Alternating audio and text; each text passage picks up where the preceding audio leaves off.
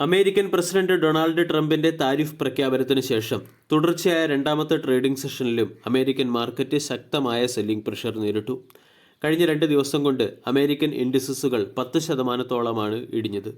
ഡോ John's 9.26% ഇടിഞ്ഞപ്പോൾ 2 ദിവസം കൊണ്ട് S&P 10.50%വും Nasdaq 11.45%വും ഇടിഞ്ഞു.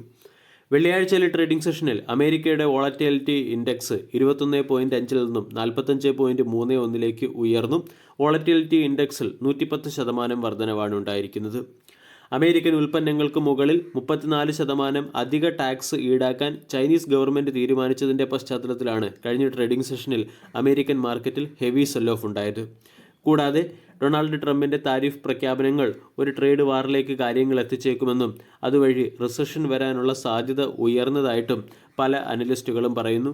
അതുപോലെ തന്നെ അമേരിക്കയുടെ ഫെഡ് ചെയർമാൻ ജെറോം പവലും ഇപ്പോഴത്തെ സാഹചര്യത്തിൽ ആശങ്കാകുലനാണ്. ഇതിൻ്റെയൊക്കെ പശ്ചാത്തലത്തിൽ കഴിഞ്ഞ ട്രേഡിംഗ് സെഷനിൽ ഡോളർ ഇൻഡെക്സ് ഇടിയുകയും 6 മാസത്തെ ഏറ്റവും താഴ്ന്ന നിരക്കിലേക്ക് എത്തുകയും ചെയ്തിട്ടുണ്ട്.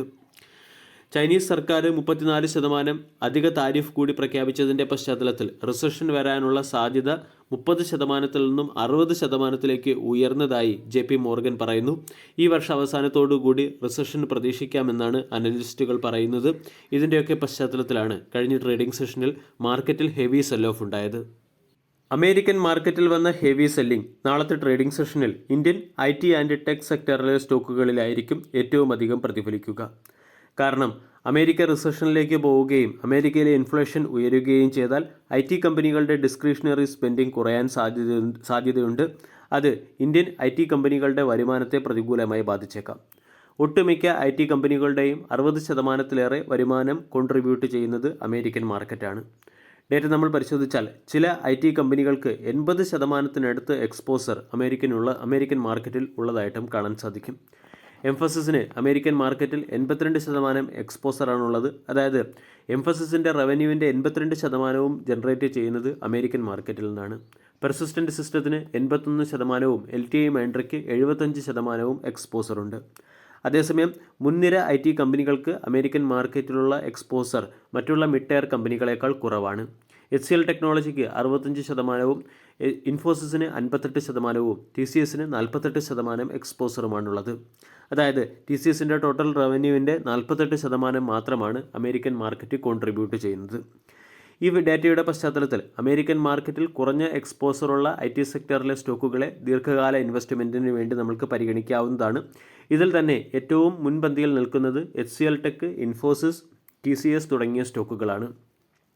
ഈ 3 സ്റ്റോക്കുകളും ഏകദേശം സ്ഥിരതയുള്ള സ്റ്റോക്കുകളാണ്. കൂടാതെ സെക്ടറിൽ റിക്കവറി വരുമ്പോൾ ഈ 3 സ്റ്റോക്കുകളും മികച്ച റിക്കവറി കാഴ്ചവെക്കാനും സാധ്യതയുണ്ട്. TCS എന്ന സ്റ്റോക്ക് ഓൾ ടൈം ഹൈയിൽ നിന്നും 20%-ലേറെ ഡിസ്കൗണ്ടിലും ലഭിക്കുന്നു. അതേസമയം ഷോർട്ട് ടൈമിൽ പൊസിഷൻ എടുക്കുന്നവർക്ക് ഈ മുൻനിര ലീഡിംഗ് IT സെക്ടറിലെ സ്റ്റോക്കുകളെ ഒഴിവാക്കാവുന്നതാണ്. കാരണം Q4-ലും 2025 ഫിനാൻഷ്യൽ ഇയറിലെ Q4-ലും 2026 ഫിനാൻഷ്യൽ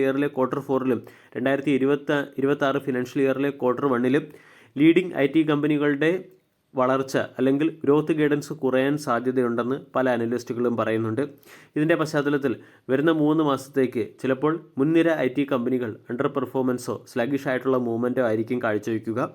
അതേസമയം ഓൾ ടൈം ഹൈയിൽ നിന്നും 20%-ലേറെ ഡിസ്കൗണ്ട് ലഭിക്കുന്നത് കൊണ്ടും IT ഇൻഡെക്സ് തന്നെ 27% കറക്റ്റ് ആയതുകൊണ്ടും ലോങ് ടൈമിൽ IT സെക്ടറിലെ സ്റ്റോക്കുകളെ പരിഗണിക്കാൻ താല്പര്യമുള്ളവർക്ക് സ്റ്റാഗേർഡ് മാനറിൽ IT സെക്ടറിലെ മുൻനിര കമ്പനികളായ TCS, ഇൻഫോസിസ്, HCL ടെക് തുടങ്ങിയ സ്റ്റോക്കുകളെ പരിഗണിക്കാവുന്നതാണ്.